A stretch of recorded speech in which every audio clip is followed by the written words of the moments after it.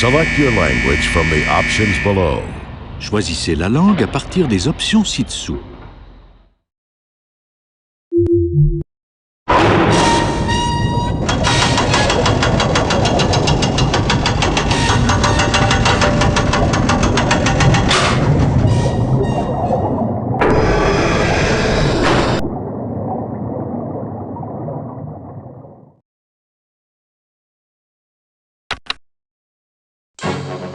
This is the story of Atlantis. To play the story right now, press the flashing forward button. You can move through the story by using the forward and reverse buttons. Click the pause switch to make the story pause or run. You can switch between playing the story or reading it yourself by flicking the mode switch. You can navigate through the story by using the depth indicator at the top of the screen. You can quit at any time by pressing the abort button. You can switch the language of the story by clicking the language indicator at the screen's bottom corner. So, press the flashing forward button now, and let's journey to a place known only in legends.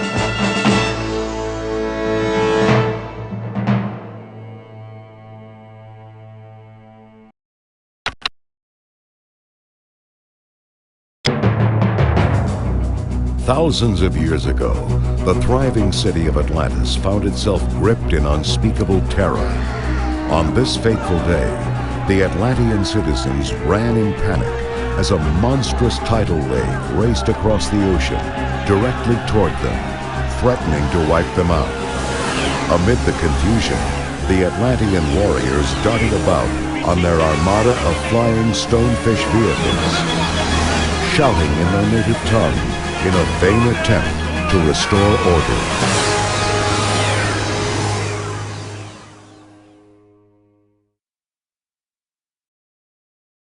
Running for cover with the king and queen of Atlantis, young Princess Kida dropped her favorite doll.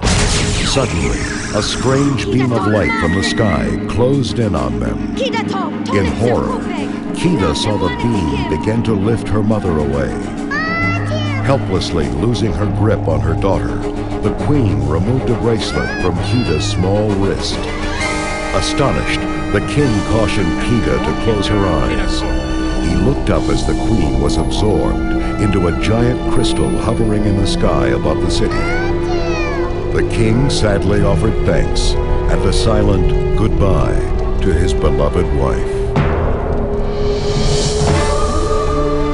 Suddenly, the crystal sent out a great blue dome of pure energy that covered the entire city. The dome held fast as the huge tidal wave washed over Atlantis, sinking it to the center of the earth.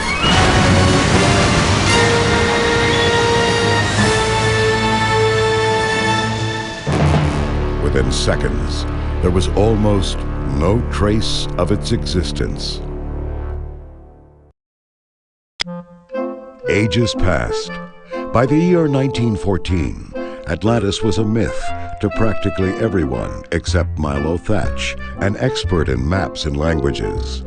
At the museum where he worked, he tried to convince the directors that Atlantis was real.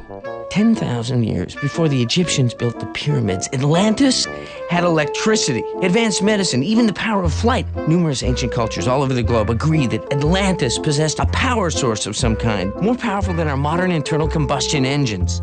Gentlemen, I propose that we find Atlantis, find that power source, and bring it back to the surface. Unfortunately, the museum directors flatly rejected Milo's proposal as ridiculous folklore. There were others, however, who believed in Atlantis. Milo James Thatch.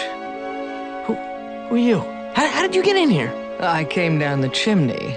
Ho, ho, ho. My name is Helga Sinclair. I'm acting on behalf of my employer, who has a most intriguing proposition for you. Are you interested?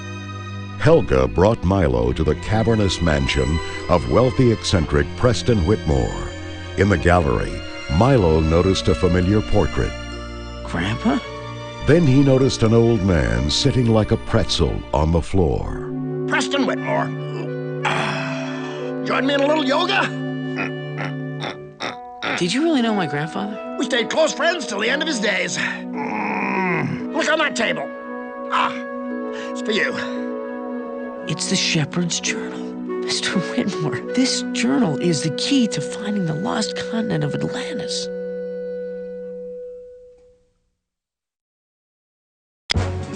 Whitmore used his vast resources of engineers and geologists to organize an expedition.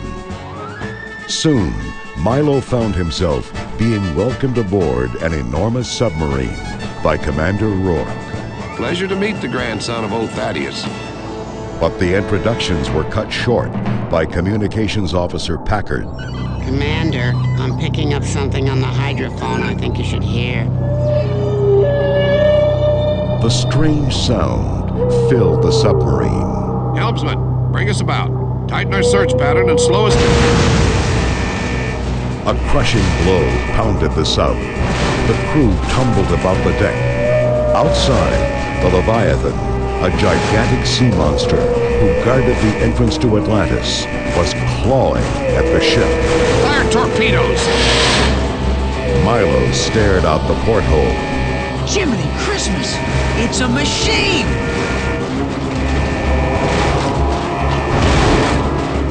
Their torpedoes were no match for the massive Leviathan. The doomed sub took a terrible beating. Audrey, the tough engineer, was in a panic. Run! We took a big hit down here. We're making our way fast. I don't want to be around when it hits the boiler. You heard the lady. Let's move.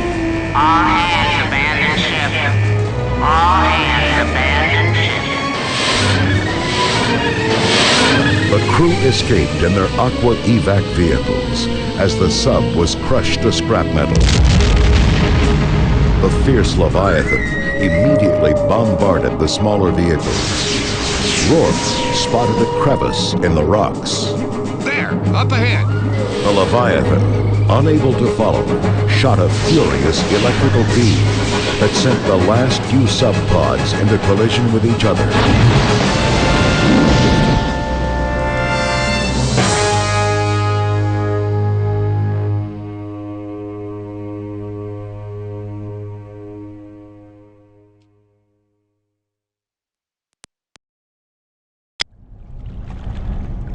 Milo, Commander Rourke, and the other survivors gathered in a huge underground cave. 7 hours ago, we started this expedition with 200 of the finest men and women I've ever known. We're all that's left. After following the Atlantean highway for some time, Milo came to a large, beautifully carved pillar. It's got to be half a mile high at least. It must have taken thousands of years to carve this thing. Explosives expert Vinny casually pushed Milo out of the way and ringed the pillar with dynamite.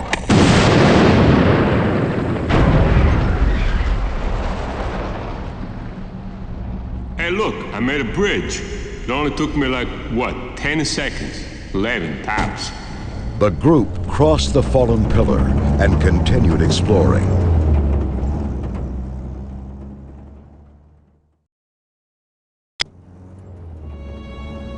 Finally, they came upon a glowing rock formation in the ceiling.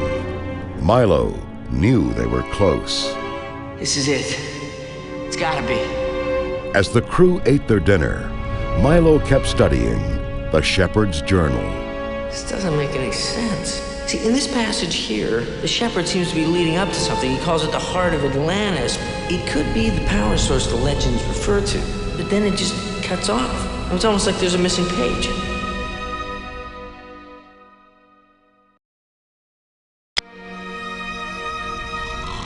Later, as everyone slept, 3 mysterious figures crept into camp, but scurried away as Milo emerged from his tent. Without thinking, Milo shined his flashlight on the glowing rock formation and what looked like fireflies swarmed out of it. To his horror, the thugs set the camp ablaze. The crew tried to escape, but a fuel truck caught fire and exploded, destroying the bridge and sending the trucks plummeting into a dark chasm.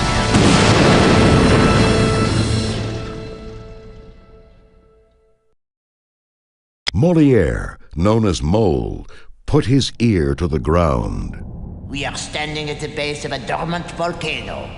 The magma has solidified in the bowels of the volcano, effectively blocking the exit.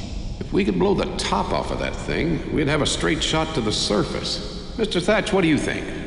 Mr. Thatch? Thatch?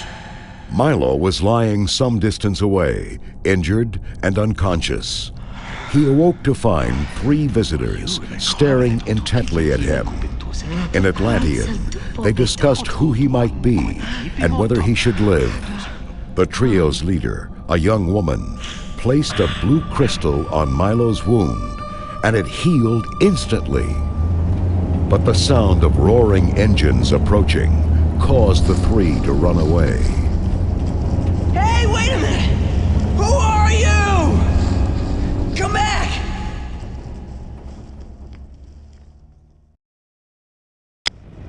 Just then, Audrey and the crew plowed a digger truck through a wall behind Milo.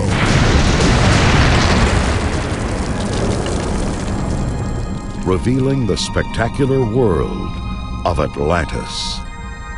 It's beautiful. An army of Atlantean warriors surrounded the team, speaking in a variety of languages, including English. Rourke stepped forward. We are explorers from the surface world.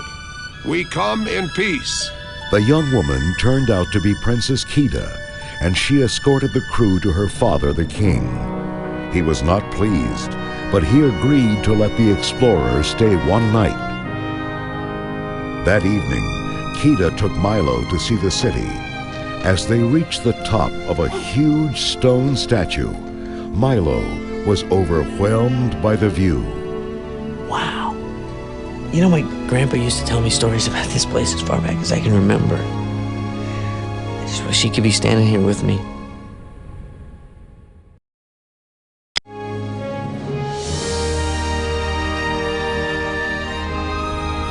Later, he and Kida swam to an underwater mural that showed the Atlanteans wearing crystals around their necks. Things were starting to make sense to Milo. It's the heart of Atlantis. That's what the shepherd was talking about. It was some kind of crystal, like these. Well, you'd think something as important would have been in the journal, but unless the missing page. When Milo and Kida reached the water's edge, Rourke and crew were waiting with guns and the missing page. I'm such an idiot. This is just another treasure hunt for you. You're after the crystal. You don't know what you're tampering with, Rourke. What's to know? It's gonna make us all rich. Rourke confronted the king. How about it, Chief? Where's the crystal chamber? This outrage was too much for Joshua Sweet, the crew's doctor. Rourke, this was not a part of the plan. Rourke was about to pull the trigger when he noticed a light beaming on a reflecting pool. In the pool lay a group of rocks that matched the Atlantean A on the journal. This is it. We're in. Rourke stepped onto the rocks, and Milo, Helga, and Kida followed. The rocks then descended like an elevator down to the Atlantean Crystal Chamber of Kings. Inside the chamber, the mother crystal floated high above a pool of water as huge stones, each carved with the face of a king, slowly orbited it. The mother crystal sent beams through the chamber, unnerving the normally icy Helga. Come on, let's get this over with. I don't like this place.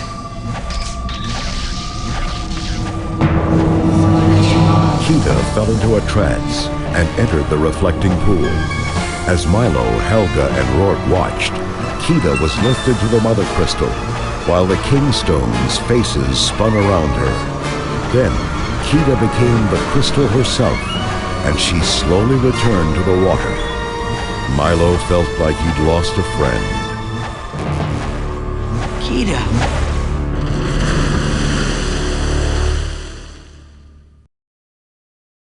Later, at the Atlantean arena, the crew half-heartedly followed Rourke's orders and loaded the crystalline Kida onto the transport. Audrey and the crew decided to side with Milo. This is wrong and you know it. If that's the way you want it, fine. More for me. Rourke climbed into his truck.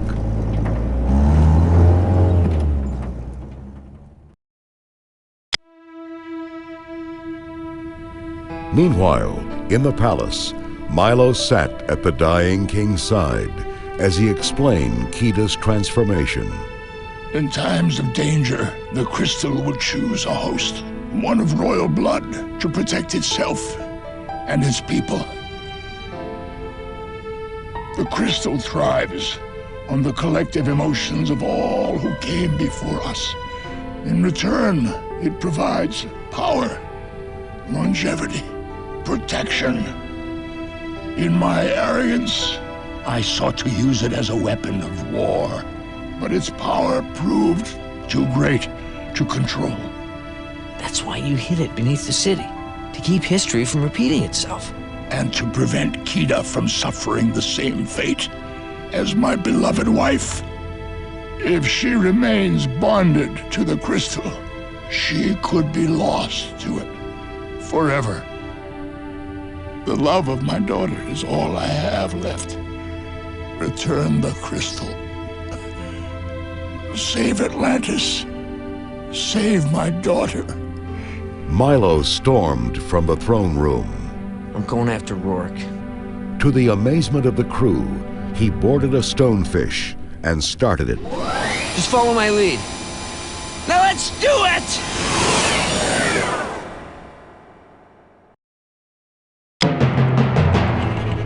They found Rourke and Helga at the volcano shaft, sending the crystal Kida aloft in a balloon.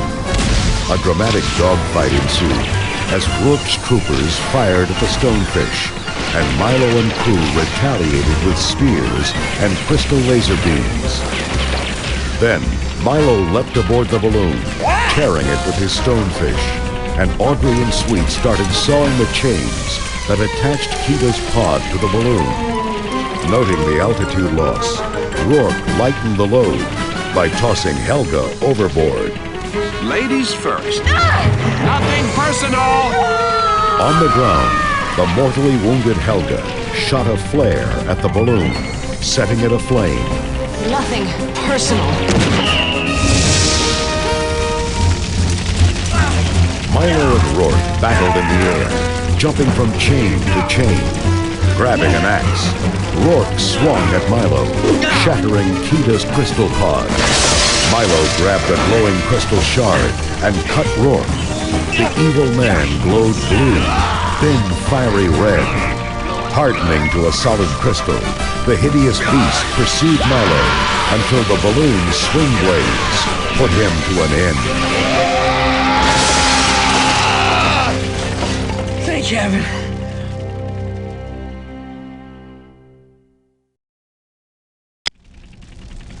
Milo pushed the pod, holding his beloved Kida away before the balloon exploded. But Mole's attention was at his feet. The volcano! She awakes! Lava spewed up from fissures, tearing through the ground. We gotta get her back or the whole city'll die! Milo led the crew to the plaza, where he released the still crystallized Kida. But Atlantis was still in danger. Sweet sounded the alarm. Milo, Mole says the wall's gonna blow! Suddenly, Kida floated up above the plaza, and the Kingstones began spinning. The stone giants rose from the ground. They clapped their hands, and a dome of energy saved the city once again.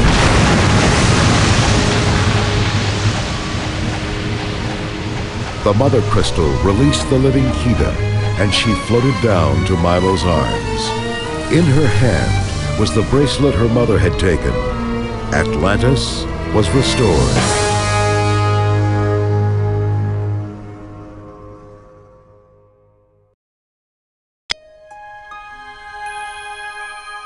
Weeks later, Audrey, Mole, Sweet, Packard, Vinny, and Cookie paid a visit to Mr. Whitmore. Together they concocted a story in order to protect the secrets of Atlantis.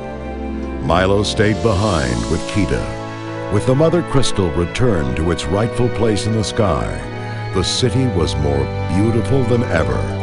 And for Milo, Atlantis was an empire found.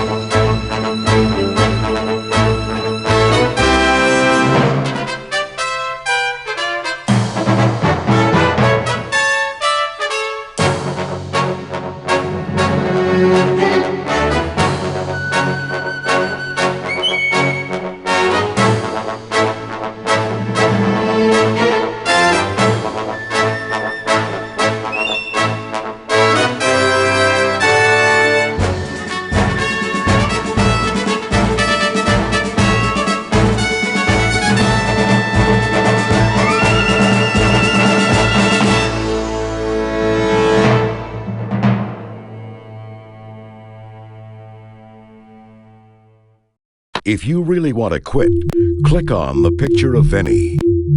To repeat the story, click on the picture of Kida. Click on Milo to sample more CD read-alongs and other Walt Disney Records products at Disney.com.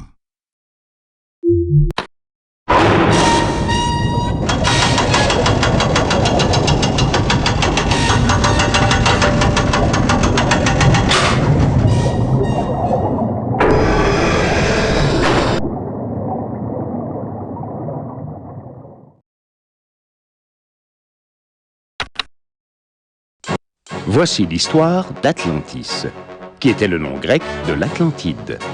Pour entendre l'histoire maintenant, appuyez sur le bouton clignotant « Avancer ». Vous pouvez vous déplacer dans l'histoire en utilisant les boutons « Avancer » et « Reculer ». Pour faire une pause pendant l'histoire, appuyez sur le bouton « Pause ». Si vous voulez lire vous-même l'histoire, vous pouvez passer des fonctions « Lecture » et « Jouer » en appuyant sur le bouton « Mode ».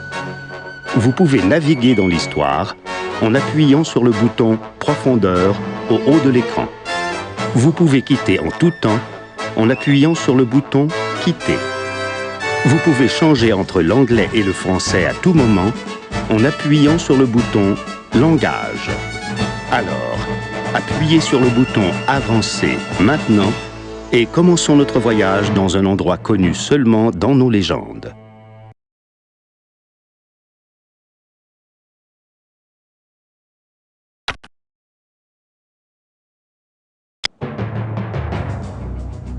Il y a 10 000 ans, la florissante cité de l'Atlantide fut un jour plongée dans une terreur indicible.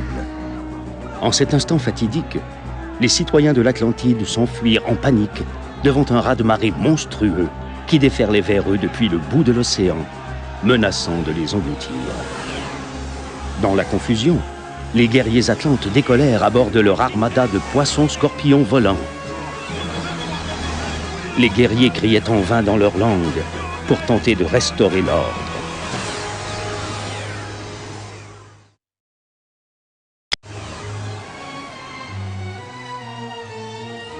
Courant pour se mettre à l'abri en compagnie du roi et de la reine de l'Atlantide, la jeune princesse Kida perdit sa poupée préférée. Soudain, un étrange faisceau de lumière venu du ciel descendit sur eux. Horrifiée, Kida vit le faisceau soulever et entraîner sa mère. Impuissante à garder prise sur sa fille, la reine retira un bracelet du petit poignet de Kida. Atterré, le roi ordonna à Kida de fermer les yeux, et levant les siens, il vit la reine disparaître, aspirée dans un gigantesque cristal qui flottait au-dessus de la cité. Avec tristesse, le roi rendit grâce à son épouse bien-aimée et lui adressa un adieu silencieux.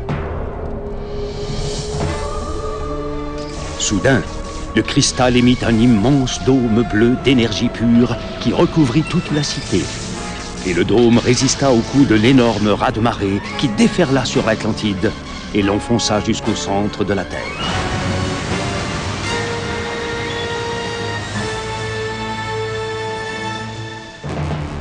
En quelques secondes, toute trace de l'existence de l'Atlantide avait disparu. Les siècles passèrent. En 1914, l'Atlantide n'était plus qu'un mythe aux yeux du monde, sauf pour Milo Thatch, un expert cartographe et linguiste. Au muséum où il travaillait, il tenta de convaincre les directeurs de l'existence réelle de l'Atlantide. 10 000 ans avant que les Égyptiens ne bâtissent les pyramides, l'Atlantide connaissait l'électricité, exerçait une médecine de pointe et savait même voler. De nombreuses cultures anciennes, tout autour du globe, s'entendent pour dire que l'Atlantide possédait une espèce de source d'énergie plus puissante que nos moteurs à explosion modernes. Messieurs, je vous propose de retrouver l'Atlantide, d'y découvrir cette source d'énergie et de la ramener à la surface. Malheureusement, les directeurs du muséum trouvèrent la proposition de Milo ridicule et folklorique et la rejetèrent catégoriquement. D'autres, toutefois, croyaient en l'existence de l'Atlantide. Milo James Thatch. Qui êtes-vous? Comment êtes-vous entré? J'ai emprunté la cheminée. Ho, ho, ho. Bien, je m'appelle Helga Sinclair. Je parle au nom de mon employeur qui aimerait vous faire une proposition fascinante. Cela vous intéresse-t-il? Helga conduisit Milo dans le manoir caverneux du richissime excentrique Preston Whitmore. Dans la galerie, Milo remarqua un portrait familier. Grand-père? Il aperçut alors un vieil homme assis par terre comme un bretzel. Preston Whitmore! Tu veux faire un peu de yoga avec moi? Vous avez vraiment connu grand-père? Nous sommes restés intimes jusqu'à la fin de ses jours. Regarde sur la table là. C'est pour toi. C'est le journal du berger. Monsieur Whitmore, ce journal est la clé de la découverte du continent perdu de l'Atlantide. Whitmore mit à contribution ses vastes ressources en ingénieur et en géologue pour organiser une expédition. Et bientôt, Milo fut accueilli à bord d'un gigantesque sous-marin par le commandant Rourke. Ravi de rencontrer le petit-fils du vieux Thaddeus. Mais les présentations furent interrompues par l'officier des communications Packard. Commandant, je relève quelque chose dans l'hydrophone. Je crois que vous devriez écouter. Le son étrange envahissait le sous-marin. Timonier, virez, resserrez notre périmètre de recherche, ralentissez-nous jusqu'au... Un coup violent ébranla le sous-marin. L'équipage culbuta sur le pont. À l'extérieur, le Léviathan, monstre marin gigantesque qui gardait les portes de l'Atlantide, avait agrippé le vaisseau. Lancez les torpilles! Milo regarda à travers le hublot. Mes aïeux! C'est une machine!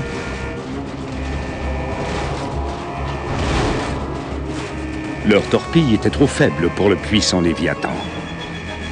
Le sous-marin tragique était brutalement malmené. Audrey, la coriace mécanicienne, cédait à la panique. On a pris un sérieux coup ici en bas et on a une grosse oiseau. S'il ne veut pas être là, qu'à ça, t'être à la chaudière. Vous avez entendu ce que dit la dame? Évacuons. Abandon général du navire. Abandon général du navire. L'équipage s'enfuit dans les canaux de sauvetage subaquatiques, tandis que le sous-marin était réduit en un amas de ferraille. Le féroce Léviathan se mit immédiatement à bombarder les véhicules plus petits. Rourke repéra une faille dans le roc. Là-bas, droit devant! Incapable de les poursuivre, le Léviathan lança un violent rayon électrique qui envoya s'entrechoquer les mini-sous-marins retardataires.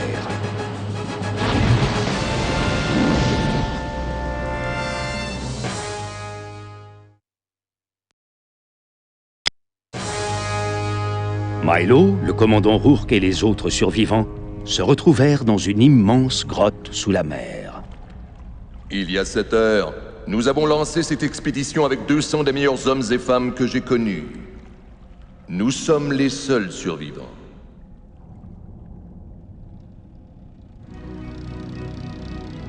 Après avoir suivi l'autoroute Atlante pendant un certain temps, Milo arriva devant un immense pilier magnifiquement sculpté.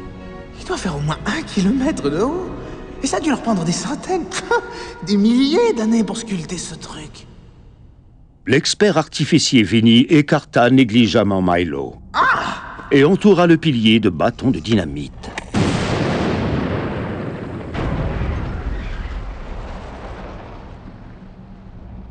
Et vous voyez, j'ai construit un pont. Et ça m'a pris genre quoi, 10 secondes? 11 au maximum. Le groupe traversa sur le pilier abattu et poursuivit son exploration. Ils découvrirent une formation rocheuse phosphorescente qui scintillait au plus haut de la voûte. Milo sut qu'ils étaient tout près. On y est. C'est sûrement ici. Tandis que l'équipage se rassasiait, Milo continuait d'étudier le journal du berger. Ça n'a aucun sens. Vous voyez, dans ce passage, le berger semble indiquer un chemin vers quelque chose qu'il appelle le cœur de l'Atlantide. Ça pourrait être la source d'énergie dont parle la légende, mais là, ça arrête. On dirait presque qu'il manque une page.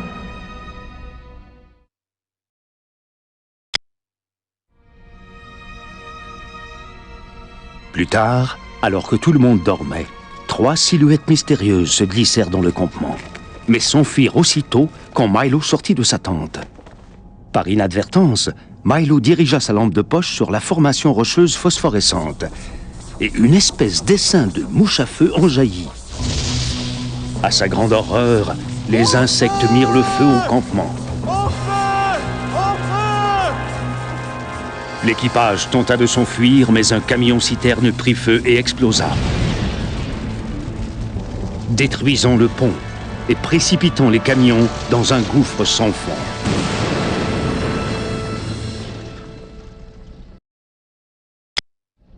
Molière, surnommé la taupe, colla son oreille contre le sol.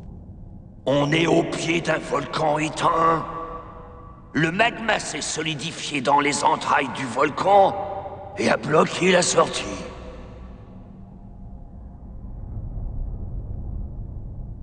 Si on pouvait faire sauter la calotte de ce truc-là, on aurait la voie libre vers la surface. Qu'en dites-vous, Monsieur Thatch?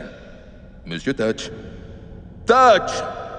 Milo gisait un peu plus loin, blessé et inconscient. Lorsqu'il revint à lui, 3 visiteurs l'observaient attentivement et discutaient entre eux en Atlante. Qui pouvait-il être? Et devait-il lui laisser la vie sauve? Leur chef, une jeune femme, posa un cristal bleu sur la blessure de Milo, qui guérit instantanément. Mais le bruit des moteurs qui approchaient fit s'enfuir les 3 créatures. Hé, attendez une minute! Qui êtes-vous? Revenez! C'est alors qu'Audrey et l'équipage, à bord d'un camion excavateur, défoncèrent la paroi derrière Milo.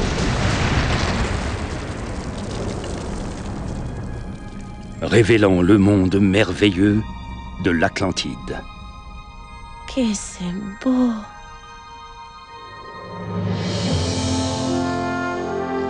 Une armée de guerriers atlantes cerna l'équipage. Ils parlaient toutes sortes de langues, y compris la leur. Rourke s'avança. Nous sommes des explorateurs venus de la surface. Nous apportons la paix. La jeune femme n'était nulle autre que la princesse Kida. Elle escorta l'équipage jusqu'au roi, son père. Celui-ci fut contrarié, mais il autorisa les explorateurs à passer une nuit. Ce soir-là, Kida fit visiter la cité à Milo. Comme ils atteignaient le sommet d'une immense statue de pierre, Milo fut ébloui par la vue. Oh! Vous savez, de si loin que je me souvienne, mon grand-père m'a raconté des histoires sur cet endroit. J'aimerais tellement qu'il soit ici avec moi.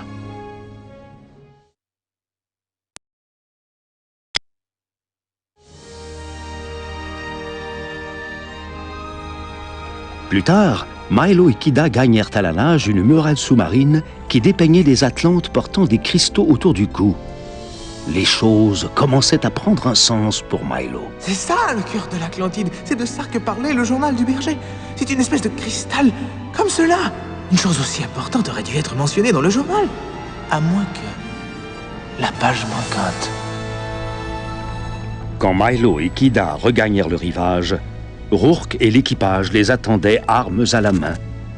Et avec la page manquante. Quel idiot je suis! Ça n'était qu'une autre chasse au trésor pour vous, c'est le cristal que vous voulez. Vous ne savez pas avec quoi vous jouez, Rourke. Qu'est-ce qu'il y a à savoir? Ça va tous nous enrichir.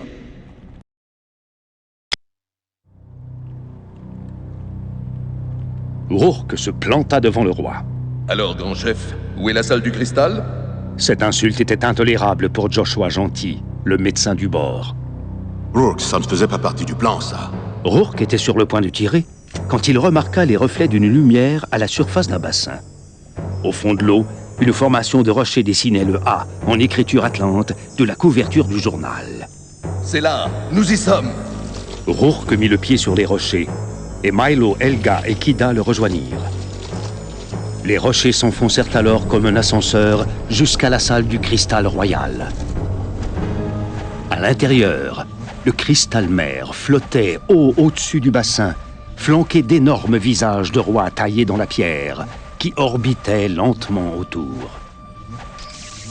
Le cristal-mer émit des rayons à travers la salle, ce qui alarma Helga, d'ordinaire de marbre. Venez, finissons-en. Je n'aime pas cet endroit.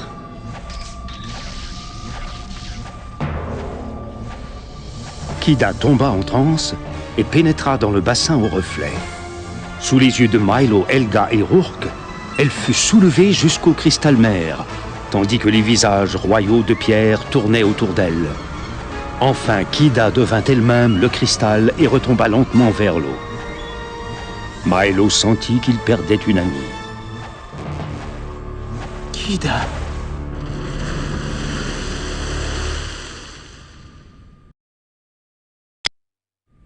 Plus tard, au quai des Atlantes, l'équipage suivit sans enthousiasme les ordres de Rourke et chargèrent Kida cristallisé sur un véhicule. Audrey et les autres décidèrent de se ranger du côté de Milo. C'est mal, et vous les savez. Si c'est ce que vous voulez, ça vous regarde. Ça en fera plus pour moi. Rourke grimpa dans le camion.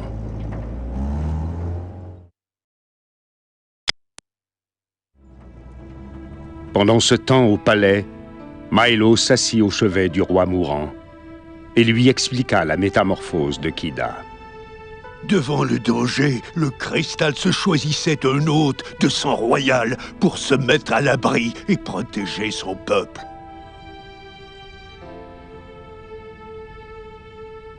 Le cristal se ressource à même les émotions collectives de tous ceux qui nous ont précédés. En échange, il donne énergie, longévité et protection. Dans mon arrogance, j'ai cherché à en faire une arme de guerre, mais sa grande puissance s'est révélée incontrôlable.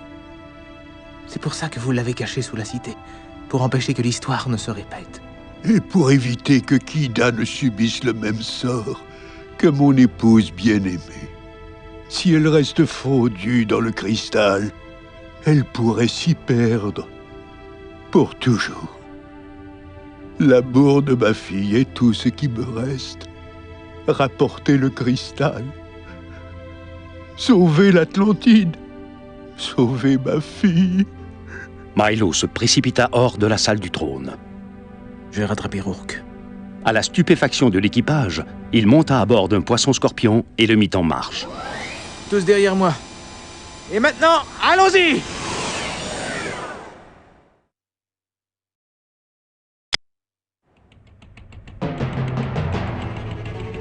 Ils trouvèrent Rourke et Helga au pied de la cheminée du volcan, en train de lancer un ballon transportant Kida cristallisé. Un combat aérien sauvage s'ensuivit, quand les soldats de Rourke ouvrirent le feu sur les poissons-scorpions et que Milo et l'équipage répliquèrent à coups de lance et de rayons laser à cristal. Enfin, Milo déchira le ballon avec son poisson-scorpion et sauta à bord, tandis qu'Audrey et le docteur Gentil sciaient les chaînes qui reliaient la nacelle de Kida au ballon. Voyant qu'il perdait de l'altitude, Rourke allégea la charge en jetant Helga par-dessus bord. Les femmes d'abord. Non! Rien de personnel! Au sol, mortellement blessée, Helga tira une fusée en direction du ballon qui prit feu. Rien de personnel. Milo et Rourke se battaient en plein ciel, sautant d'une chaîne à l'autre.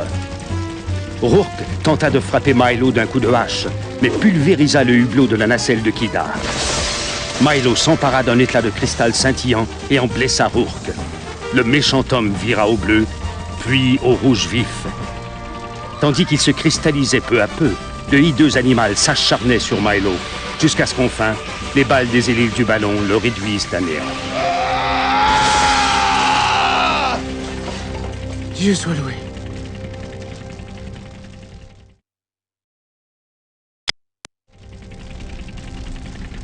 Milo eut le temps de repousser au loin la nacelle contenant sa Kida bien-aimée avant que le ballon n'explose. Mais l'attention de la taupe fut attirée vers leurs pieds. Le volcan! V'là qui se réveille! Des fissures déchirèrent le sol et de la lave en jaillit. Il faut ramener Kida ou la cité entière va périr! Milo conduisit l'équipage sur la grande place où il libéra Kida toujours cristallisée. Mais l'Atlantide était encore en grand danger. Le docteur Gentil déclencha l'alarme. Milo, la taupe dit que le mur va sauter! Soudain, Kida s'éleva en flottant au-dessus de la grande place et les rois pétrifiés se mirent à tournoyer. Des géants de pierre surgirent des profondeurs et frappèrent dans leurs mains. Alors à nouveau, un dôme d'énergie sauva la cité.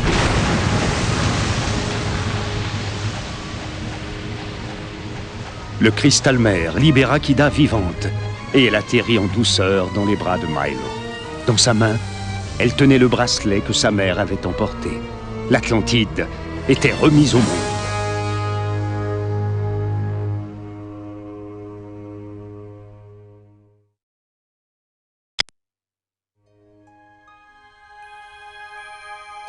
Quelques semaines plus tard, Audrey, la taupe, le docteur Gentil, Packard, Vinny et Cookie rendirent visite à M. Whitmore. Ensemble, ils bâtirent un récit destiné à protéger les secrets de l'Atlantide. Milo était resté avec Kida. Le cristal-mère était de retour à sa place légitime au milieu du ciel, et la cité était plus magnifique que jamais. Et pour Milo, l'Atlantide était un empire retrouvé.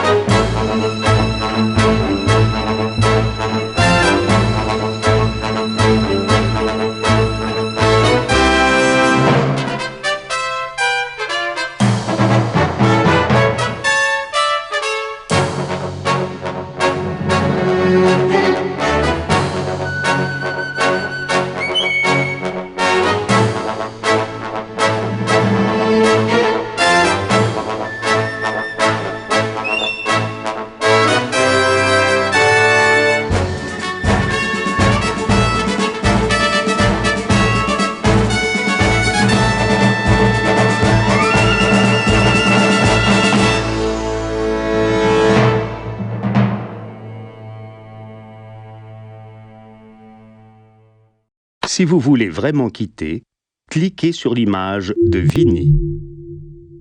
Pour poursuivre la lecture, cliquez sur l'image de Kida. Cliquez sur Milo pour prévisualiser des DC Lisons Ensemble et d'autres produits de Walt Disney Records sur le site disney.com.